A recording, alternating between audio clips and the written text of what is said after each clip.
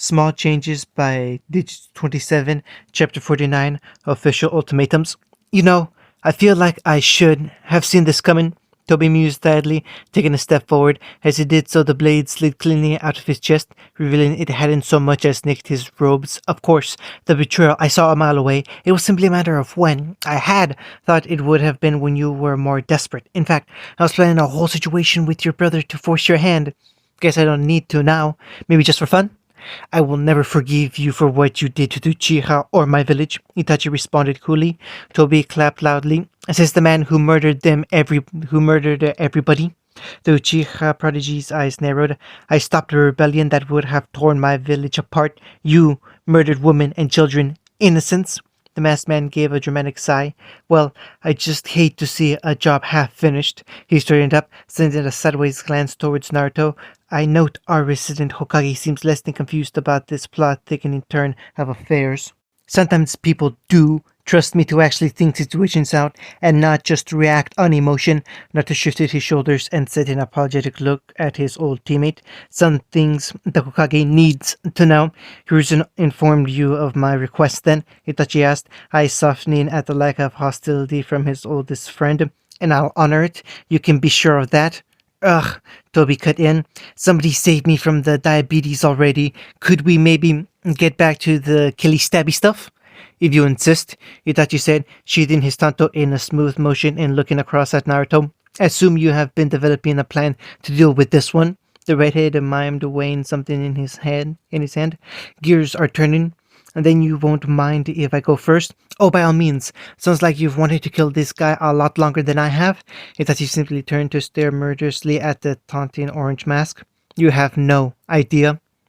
The tension of the standoff seemed to lock everybody's feet in place. It shattered when both the Zero Path and Animal Path bolted in opposite directions. Kakashi immediately tired to head off the Zero Path, knowing that with his explosives he could cause some serious damage to the village. He didn't know what the other one could do, or if it was worse, but he would always take the known variable. Thankfully, Guy seemed inclined to think the opposite and made off after the Animal Path. The other two paths didn't seem too enamored with this idea, and Kakashi was forced to backpedal away from the better path. He didn't know if the man could absorb chakra from people as well as techniques, and didn't want to find out. He wasn't much of an endurance fighter as it was, and the Sharingan was already eating into his reserves. Likewise, Guy suddenly found himself engrossed into a fight with the Naraka path.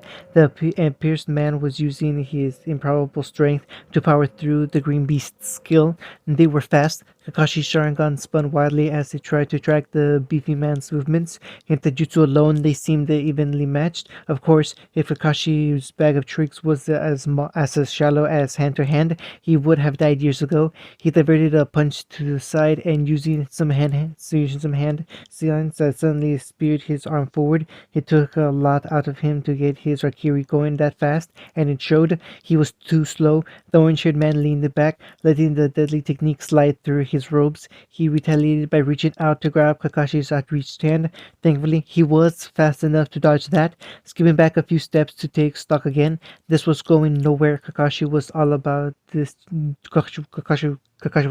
jutsu, using them to change the environment and force his opponent into a disadvantaged position to be finished off. This guy's abilities to absorb chakra was throwing a wrench into his normal style, so time to do something he'd normally never do. Guy, a little help. The reaction was instantaneous. There was filled with the roar of unrestrained energy as Guy suddenly cracked it up to 11, unlocking the next 3 gates in less time than it took most shinobi to go through a string of hand seals. Yosh, Kamai Kai! Now wreathed in an intense blue aura that caused dust to swirl around him chaotically. Guy leapt backwards into the air. His fist became blurs as he pounded the air over and over again. Morning Peacock! For a moment it looked like an entire Uchiha clan had returned to rain fire from the sky as an uncontainable number of fireballs ripped through the air at the Preda path. Kakashi smiled grimly as the man fell for the trap, immediately stepping forward to absorb the technique. His rippled eyes widened in shock as the fireballs, the result of pure friction as opposed to any jutsu, tore right through whatever bubble was absorbing the chakra and slammed him into the ground. Guy just kept at it.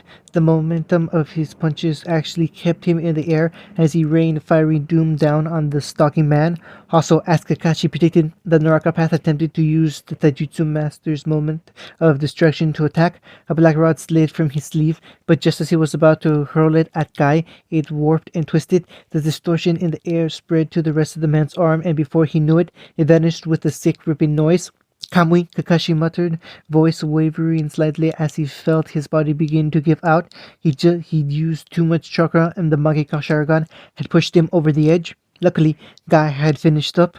Nothing was left of the Predapath but a few smoking strands of fabric. He didn't even have to touch the ground to target the Naraka path, kicking off the air with a small sonic boom and slamming right into the remaining path with the force of a wrecking ball.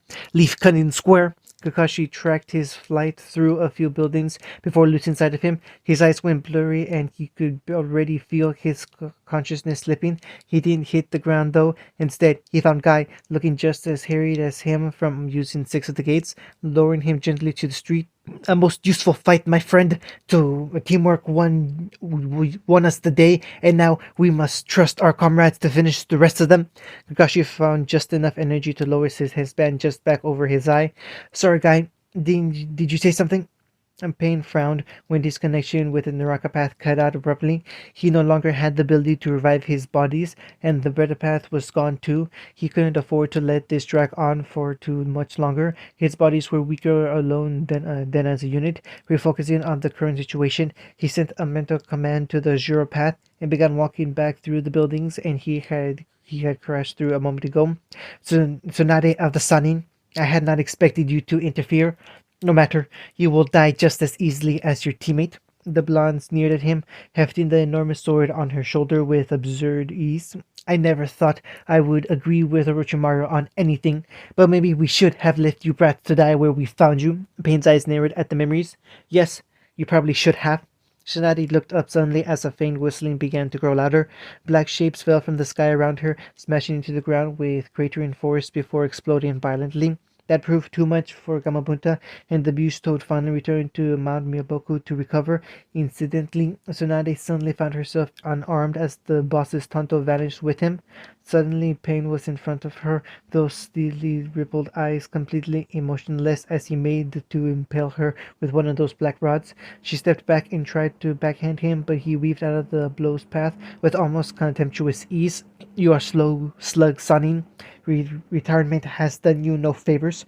Tsunade snarled and lunged at the man, but once again he easily moved out of the path of the deadly blow. This time, though, she pivoted with far more grace, sweeping low to break the diva's path's leg. Instead, she met an impenetrable wall of force. Before she was thrown back into a wall, she was back up and charging again without hesitation, leaping forward with a battle cry and foregoing the blows again altogether. If she could just grapple Pain, then she could break his back effortlessly. She got a black rod through the arms for her troubles, immediately throwing her chakra system out of balance. She ripped the thing out a moment later, placing a glowing green hand over the wound and closing it with an afterthought.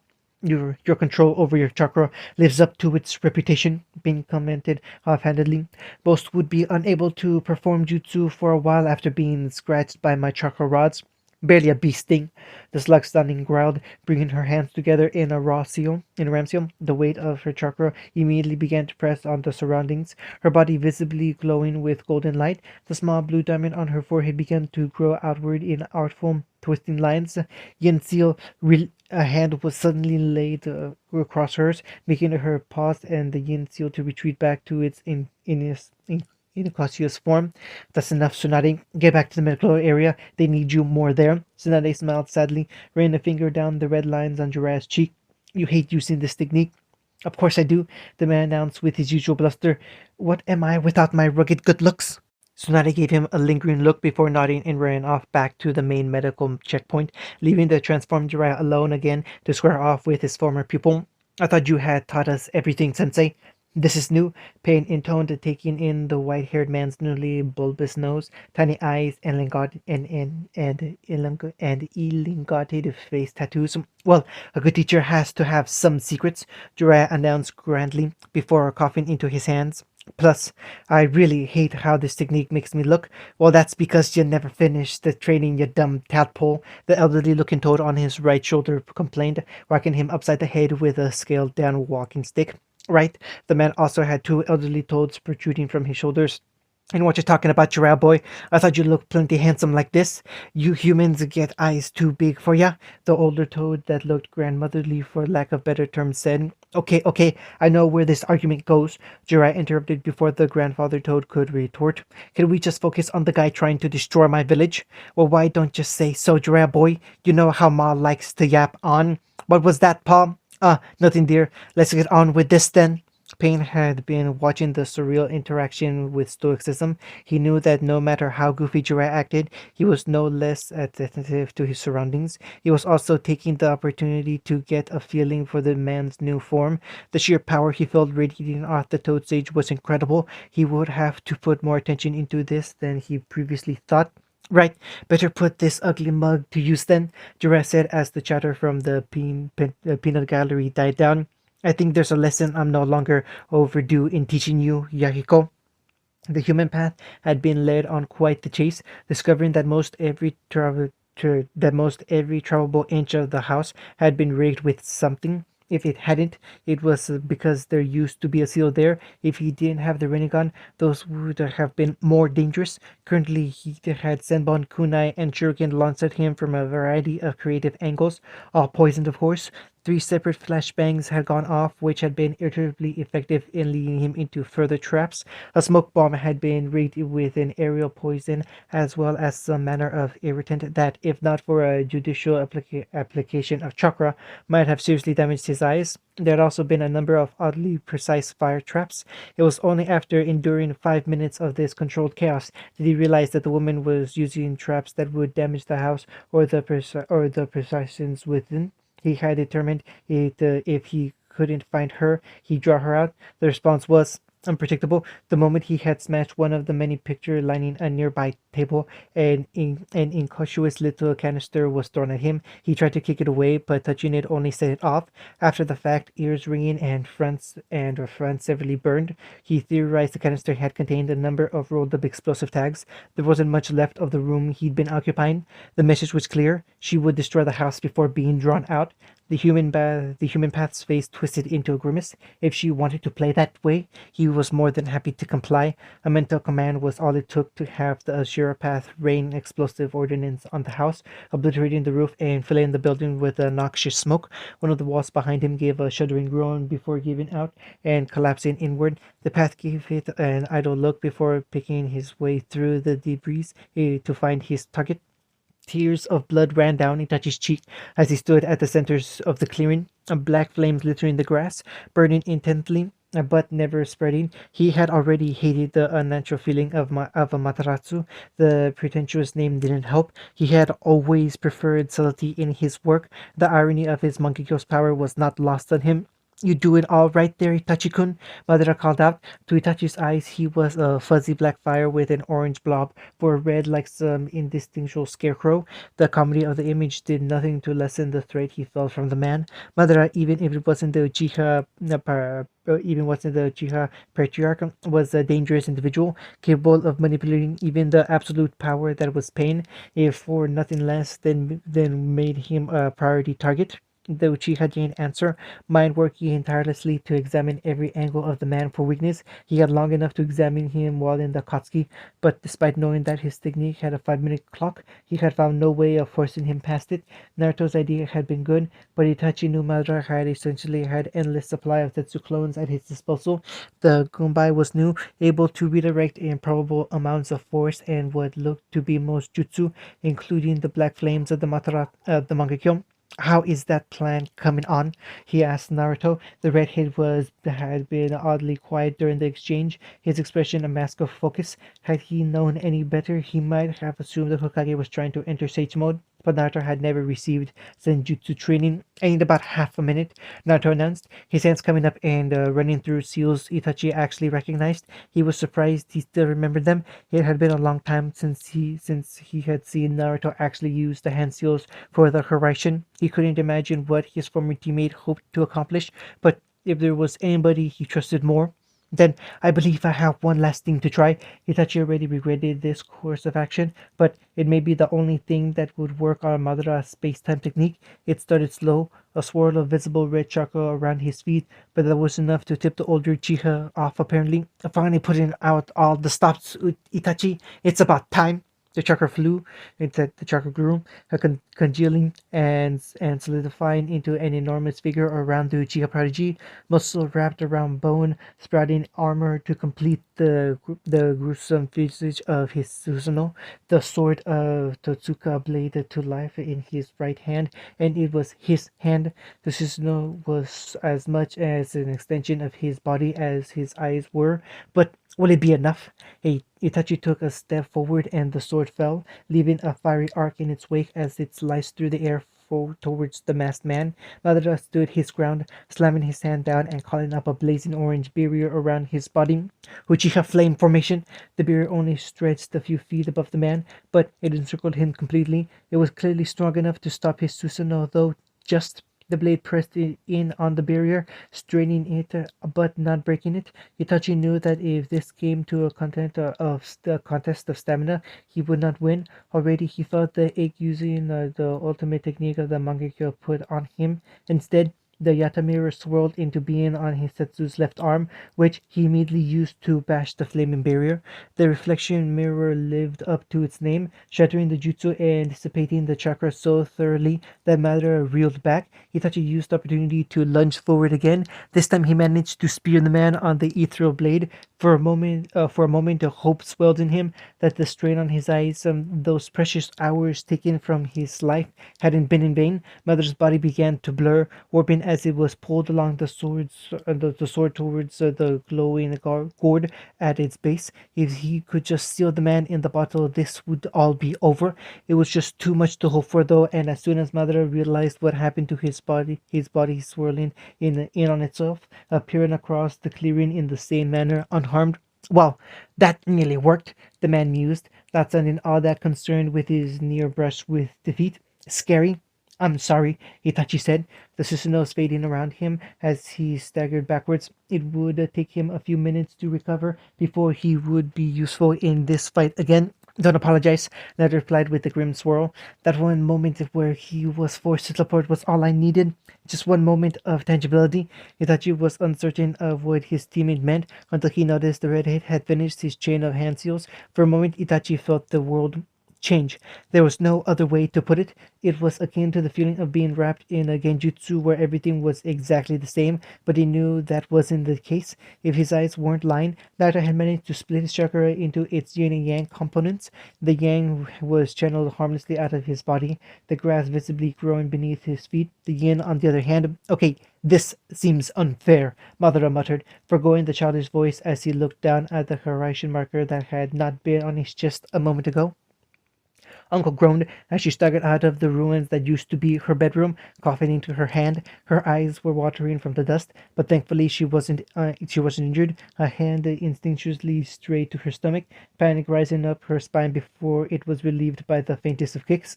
That's my girl, she whispered, glancing around to take stock of the situation. She barely managed to turn before a hand wrapped around her throat, lifting her off her feet with ease before casually slamming her into the wall. The breath was knocked out of her, and with the strength of the grip on her neck, it stayed out. A pair of steely ringed eyes bored into her own. Where is the standby Jinchuriki? The hand loosened enough for her to draw breath and answer, which she used to gratefully gulp in a lungful of air and properly spit in his face. Same place, you can go fuck yourself. The hand promptly tightened again, cutting off her airway. The human path didn't bother to ask again, simply holding her there as she struggled for air. Finally, when her face had begun to lose its color and she could see darkness creeping into her vision, he said, I don't need to ask. I do so out of respect for the innocent life within you. Where is the standby Jinchuriki? Again, his hand loosened. Uncle's gasping was a lot less graceful this time. My fiancé is going to destroy you. This time she thought he might have crushed her windpipe when he tightened his grip again. She flailed against him, even managing to stab him with a senbon. It might as well have been a light breeze for all the damage it did him. I will only ask once more. God's patience only extends so far. If Uncle retained the control to roll her eyes, she would have. As it was, she was only semi-conscious at this point, and the hyperventilation when he relaxed his grip was more reflexive than a choice. I changed my mind. I'm going to kill. She was cut off when Payne's patience reached its limit. Very well. With that ultimatum, he placed a hand atop her head, almost tenderly. In the next moment, he pulled. There was a sickening ripping noise as something pale and translucent was drawn up out of Uncle's body. She felt an odd lifting sensation, as well as a terrible coldness that seemed to sufface her entire being. Then, like an elastic band, the world snapped back into place. She hadn't realized how utterly wrong all of that felt until it was over and she could draw in long, sweet lungfuls of blessed real air. The human path had staggered back, blinking in confusion as he raised a hand up to his cheek. He jerked back again, and this time Uncle could catch the silver blur that raced across her vision. Don't! A silver streak, and Payne reeled. Hurt! He was forced to a knee as something fast took him in the side of the knee. My! A crack echoed in the house as Payne was hit in the face again, nearly flooring him. Nichan!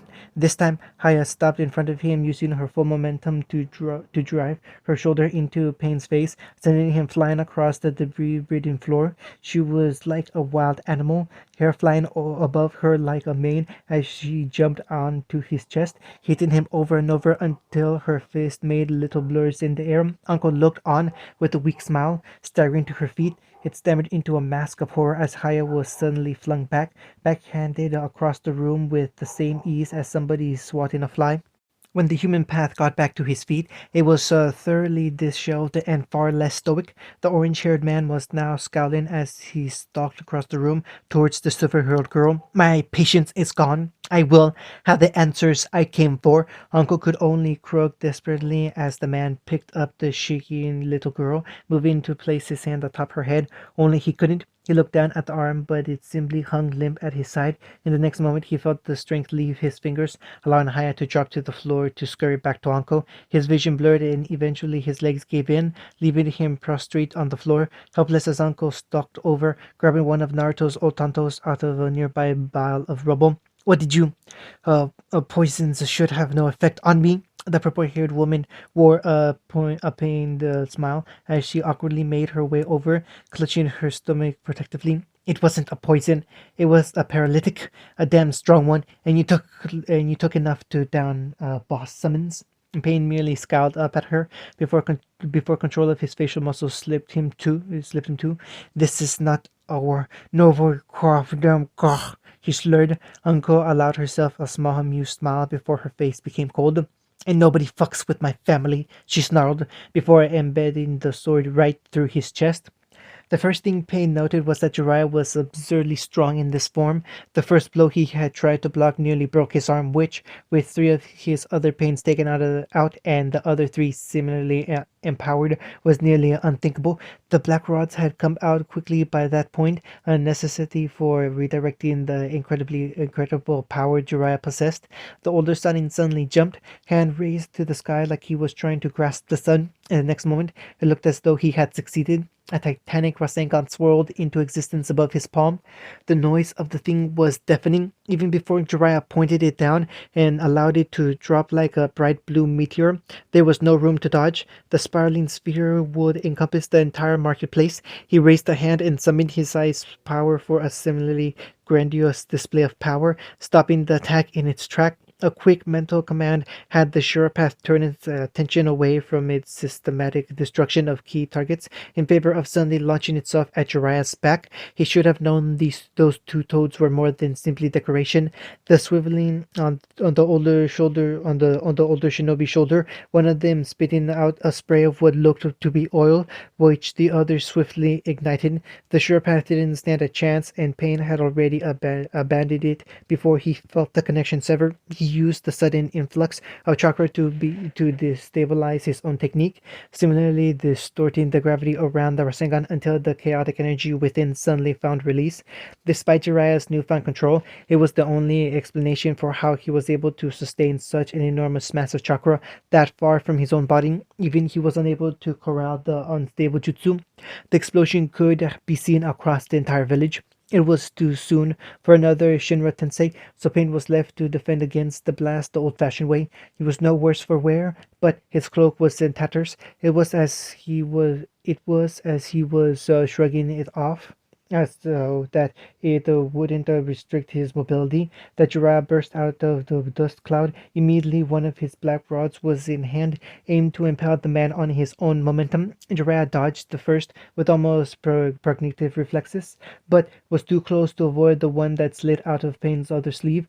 He put his hand in the way, and against the lesser weapon, his skin might have been enough to stop it. Whatever else this form gave him, he seemed far more durable. But Pain's chakra rods were no mere sticks. They speared right through the man's palm, to the clear surprise of the toads on his shoulders. Jiraiya ignored the surprise exclamations. The moment the rod had pierced his skin, his hand paused, a tear suddenly rolling down his cheek. He stood there, staring at the Diva path with those beady frog-like eyes. Nagato, what have you done? Pain's eyes merely narrowed. That form is truly impressive, Sensei, for you to gleam so much. However, he brought his other hand up to impel his old teacher, only for the man to easily swat it aside now that he wasn't dealing with the sharp end.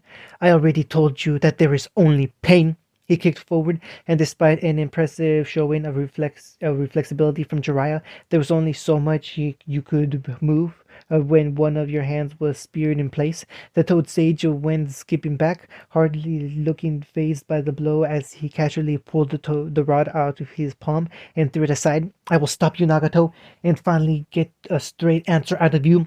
For all of this, Pain nodded slowly. I know you will try, Sensei. Well, Toby drawled, pulling at the front of his robes where the horizon marker refused to fade away. As interested as I am to know how you accomplished this particular feat of impossibility, an application of pure yin chakra, Itachi said, sounding impressed despite himself. A ninjutsu variation on the Kurama clan's Kekkeigenkai in order to place an illusionary horizon marker and force it into a modicum of reality. Fascinating. When Naruto gave him a sideways look, he shrugged. I was given special disposition to train under one of their genjutsu masters when I was younger. Being the heir to one of the most powerful clans in the village had its allowances. He glanced back at the redhead. Does it function as a normal marker? And where did you even get the idea? I had the pleasure of meeting the Kurama heir, Yakumo, a lovely girl. She had reason to be grateful. After our meeting, she was more than happy to help with a little project of mine.